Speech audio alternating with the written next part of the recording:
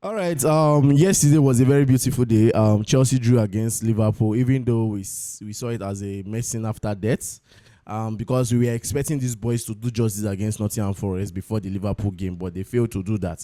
And yesterday they brought up a top-notch performance that has made the old Chelsea fans saying that, wow, there's still hope in the FA Cup final for them to do something.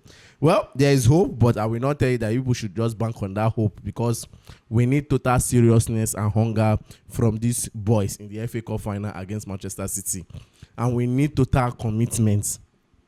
They have to be committed, they have to be hungry, they have to be serious, they have to know what they are playing for. They have to know that this is Chelsea, they are playing for Chelsea, they are not just playing for any other club but Chelsea. They're talking about the managerial aspect of the Chelsea stuff, because as it stands now, Chelsea are still looking for a coach. We know that Xavi Alonso is one of those names that we have been hearing so far, but information coming out from Fabrizio Romano late yesterday, was that Chelsea has not made contact with Xavi Alonso. The only thing is that they are showing interest, but they have not made contact. You understand? They are showing interest, but no contact has been made. And also, Xavi Alonso agent has contacted Liverpool to know if they are still interested in Xavi Alonso. Remember, during the January transfer, they were talking about Xavi Alonso replacing Ancelotti after the end of the season. But it's now looking like Ancelotti will still be with Liverpool for next season. That means the door is still open for Xavi Alonso for Chelsea. But he also emphasized on Filipe Luis, the Flamengo coach. Filipe Luis, ex-Chelsea player, Flamengo coach.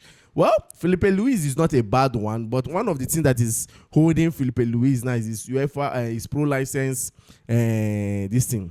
his pro license certificates too, so that I can coach European clubs, you understand? So I believe that's one of the things holding him, and maybe he might have gotten it by now, but he said that we should look out for Filipe Luis. Then as for Areola, Anthony Areola, you know that I told you guys that Crystal Palace are one of those people pushing in for Areola, and I told you that maybe he's buying into the Crystal Palace project, because what I'm hearing that they are offering to him, I don't think Chelsea can offer that kind of thing to Areola. They are telling him that you are free. Like the transfer market, the transfer window, we hand them over to your hand. Now you go decide the players the way you go come, number one. Number two, in terms of payment, I think the fee is even better, you understand? But you see that signing of players, I don't think if Areola comes to Chelsea, whether they will give him that free liberty to do that. Even this Xavi Alonso, I don't think they will give him that free liberty. They will still leave it in the hands of Stanley and Postewa, those useless set of sporting directors we have in the club. You understand? But the truth is that we need a manager. We don't need a coach. We are tired of seeing coaches. The last coach we got, he was just there writing papers, writing books up and down in the touchline. This time around, we need a manager. We need a manager. Managers cast for markets now. Look at the one that Jose Mourinho that Real Madrid are pushing for. Look at the condition that is attached. We need a manager in this club. See, the truth about, I watched the Chelsea team yesterday. See, I'm not saying that because of the Liverpool match, because Liverpool, they are not good. Liverpool themselves, they're no good. Because if to say Liverpool good, Liverpool no go allow Chelsea draw them. Liverpool no good. We could tell ourselves the truth. Liverpool are not good. I watched the Chelsea match yesterday. I picked some things then out of those games. Fine, we might be saying that Malo Gusto is the perfect replacement for perfect backup for Reece James, but I can still tell you that I cannot bank on Gusto much. I saw it last season firsthand. Gusto made a lot of mistakes last season. We saw it. Coming this season, it got worse. Leave say some games he go just turn up, but some games, see, at this point next season we don't want players that will turn up for only 2 games, then the remaining 10 games they are off track. Next season we need players that will turn up game after game, players that you can bank on, that we can say that okay, with this guy here something can happen, with this guy here you have hope. We don't want players that let's see, we don't want let's see players. We don't want players that will turn up today, then tomorrow is off track. No. We want consistency among our players. Look at the performance they gave yesterday. Or will I say that it's because of Levi Colwill's presence, that was why the defense line was organized? Okay, what if Levi Colwill is not there? What will be the fate of the defense? That is where we need an experienced CB. And that is why today I will thank Thiago Silva for what he did in Chelsea. At least a player like Levi Colwill learns a lot from Thiago Silva. And not only Thiago Silva, that loan spell he went to Brighton, where he was under Roberto Di Zerbi, he learned so much. Do you understand? He learned so much at Brighton. Coming to Chelsea, where there was a Thiago Silva, he learned from him. But those other players that was with Thiago Silva, I don't know what they learned. I don't know what they learned. I don't know. So we need an experienced CB. An experienced one for that matter. Then, as for the right wing back, I have said it, Gusto, get as he go be. We go need to dey play at Chimpong next season. We go need to dey give that boy a chance. You don't want to sell him. You don't want to loan him. And you are giving space to play football is a big problem. From next season, you need to give him space to be playing football. You need to give him the opportunity, even though he said that he likes playing as a right CB. But his preferred position, his natural position, is the right wing back. He's the right wing back. You need to start involving him. You need to start involving him in games. Gusto is slacking so much when it comes to the defensive aspect of his game. Even the attacking aspect of his game is not working. His crosses are poor. A whole lot. Gusto need to work on himself. That is why I'll be watching the World Cup this season, this year, to see what Gusto will play. If France will even give him the chance to even play safe. To see what he's going to play in the World Cup. Gusto, our safe defense, we need an experienced defender. Then coming to the midfield. I know some people saw the Palmer performance yesterday. A lot of people have been saying that and Palmer will come good next season. I'm not disputing the fact. I'm not trying to downplay the fact that Palmer cannot come good next season. No. I'm not trying to downplay that aspect of it. Palmer will still come good next season. But how good will he come? How good will Kopama be next season? Like, is he going to be that good that to the point that we'll say that, yes, this is the Palmer we always wanted? Or which type of good are we talking about when they say Palmer will come good? I want to know. I want answers. Because at this point, I can't bank on Palmer next season as my attacking midfielder, as my driver in the midfield, as my detector in the midfield. I need an attacking midfielder that can navigate as a winger, that can play, that can drop deep to support the defensive midfielder, that can also drop to also push forward to support the striker to play as an attacking midfielder.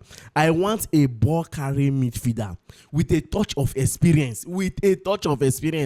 Chelsea should get me that player. They should look for that player for me. They should get. It must not be a player that is well known, but there are places you will go, you will get good players that are balling. How Man City carry sign Doku? How they carry bring Rencheke? How they carry bring a lot of players who we know today? Sometimes you go to bring that unknown player, where if we say nothing come out. Now so we bring Palmer to nothing may come out, but something later come out.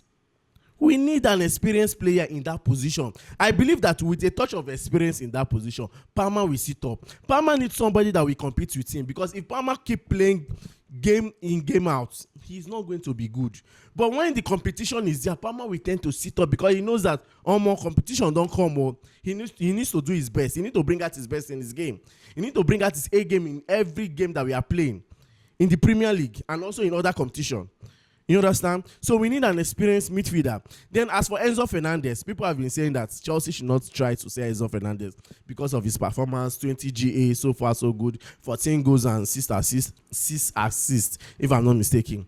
I'm not downplaying what Enzo Fernandez have done this season in Chelsea. I'm not downplaying whatever he will do tomorrow in his career. I'm not going to downplay that aspect.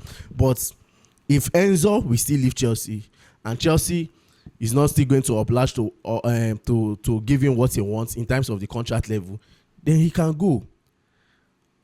I'm not, and don't go towards the angle of you hate Enzo. That is why I don't hate Enzo. I don't hate any player in Chelsea. One thing I want to let you guys know is that no player is bigger than Chelsea. No player is bigger than Chelsea. I've been seeing a lot of that comment. Chelsea should not bother to say Enzo because of the performance he gave yesterday against a poor Liverpool side. The only problem I have with Enzo Fernandez now, okay, you people want to hear the truth, Abi. Now let me tell you the truth. The only problem I have with Enzo Fernandez, I don't have problem with the ball he plays, but I have problem with his level of consistency. Enzo Fernandez is not a consistent midfielder. Look at Bruno Fernandes of Manchester United. Bruno will play 38 games in a season, but out of 30 games, Bruno will be effective.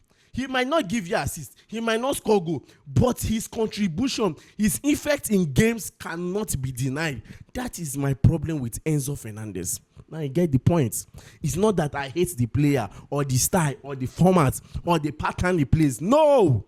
Don't get things wrong, because that is the problem with some of you. Whenever I bring up Enzo Fernandez case, Mr. Peter hates Enzo Fernandez. That's his problem. He doesn't like Enzo, even though Enzo play heaven and earth, but he has 20 GA.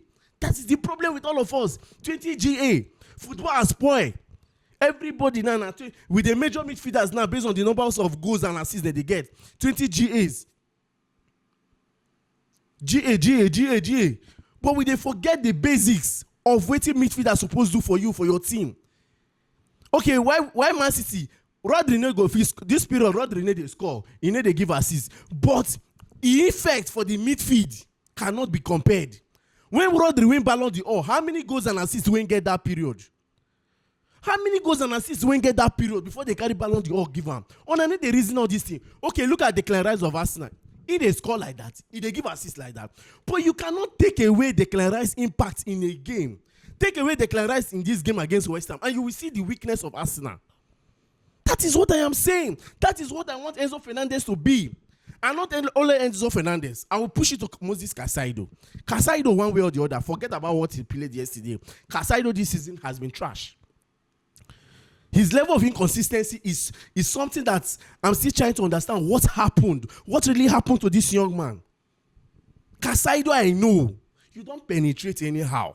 You don't break his lines anyhow. It is not done. So Casaido need to step up. That is why we need experience among them in that midfield. Do you understand? They come into my wing. See, truth be told, I cannot be dancing with Garnacho and Neto next season. Maybe I can only survive with Neto, but see Garnacho. Bro. Sorry. Garnacho needs to go next season. No vex. Garnacho needs to go next season. I know maybe if he comes back in the FA Cup, because already we are hearing that he's going to be, the both of them are going to be available in the FA Cup final against Man City. For those of you that don't know, they are going to be available. But I'm not banking on those two guys. I'm not banking, most especially Garnacho, for next season. We need the experience. Okay, we are hearing that Mega and Quenda are coming, and people have been saying that they will come, they will do. See, I'm not banking on those people.